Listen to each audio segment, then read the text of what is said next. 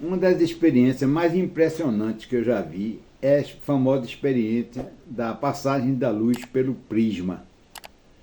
Segundo dizem, essa experiência foi feita por Newton.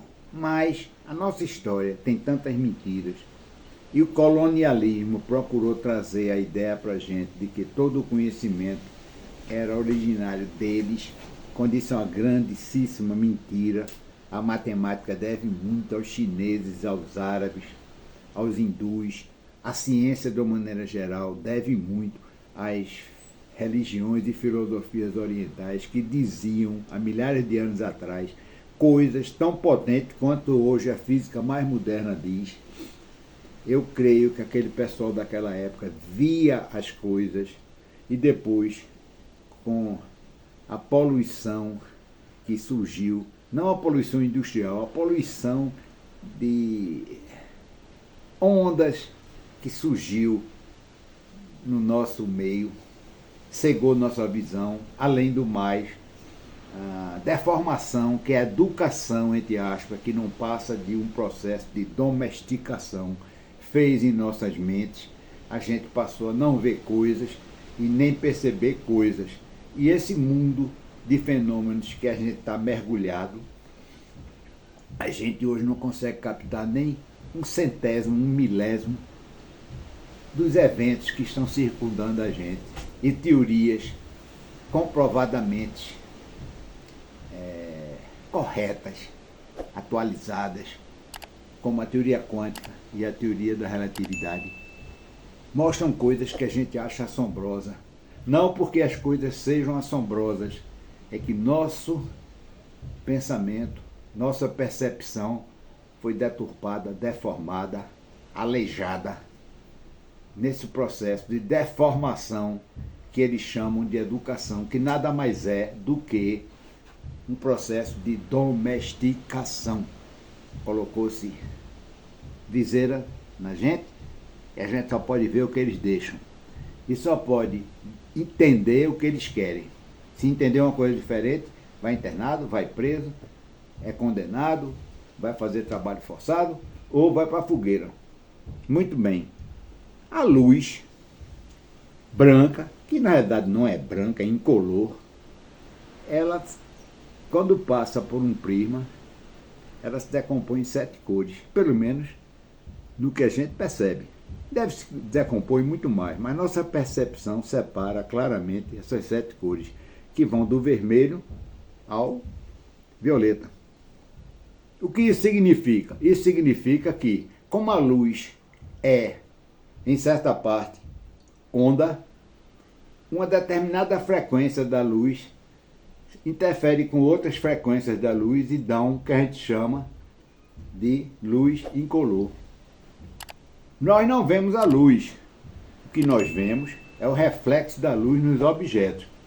Por exemplo, o cara olha assim um galpão que está empoeirado e que tem uma fresta onde a luz do sol está penetrando, o cara vê um facho de luz. Ele está a luz. Ele não está vendo a luz ali, ele está vendo o reflexo da luz nas partículas de pó que estão em suspensão no ar. Como também qualquer objeto que você vê, você está vendo a luz que foi refletida pelo objeto. E uma prova do fenômeno da frequência é que você percebe o objeto numa determinada cor, e segundo a teoria ondulatória da luz, ela explica dizendo que esse objeto ele capta e absorve todas as frequências da luz e só libera uma, que é daquela cor que você está observando.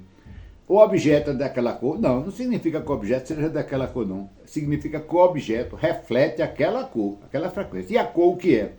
É uma maneira da mente da gente, no nosso cérebro, perceber a luz, né?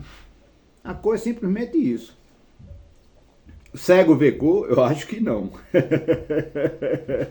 É um negócio que a gente tem que pensar direitinho. Será que o cego consegue imaginar uma cor, né? Muito bem. Então, assim como a natureza é composta de luz, em todos os lugares tem luz,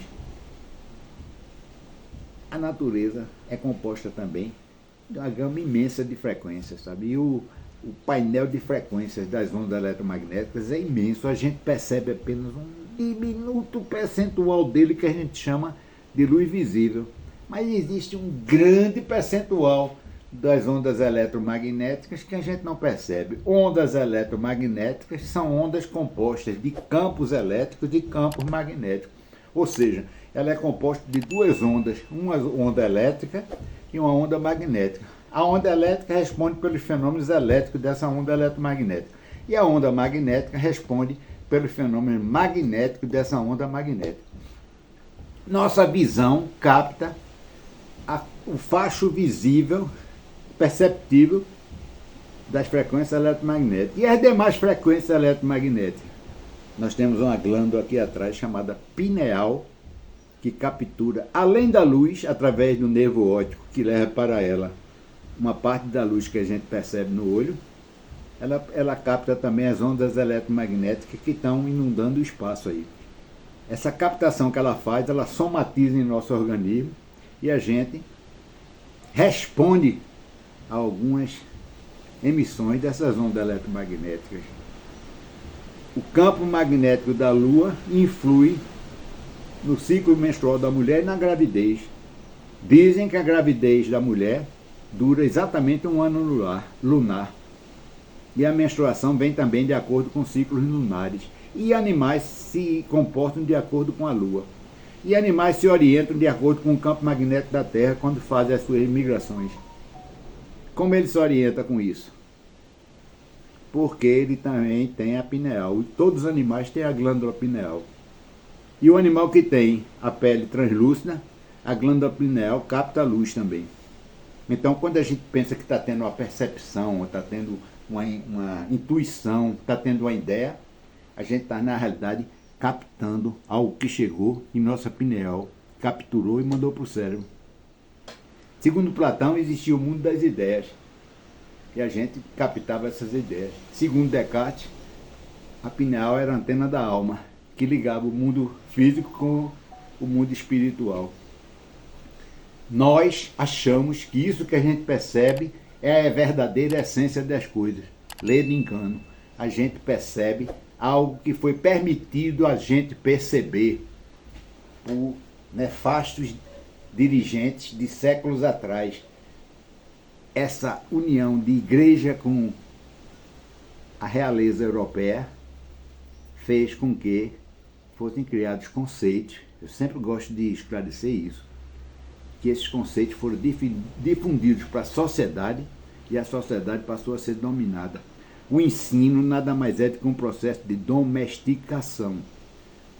E o ensino foi propriedade da igreja até o início do século XX. Mas no Brasil inteiro, até o início do século XX, só tinha colégio de padre e de freira.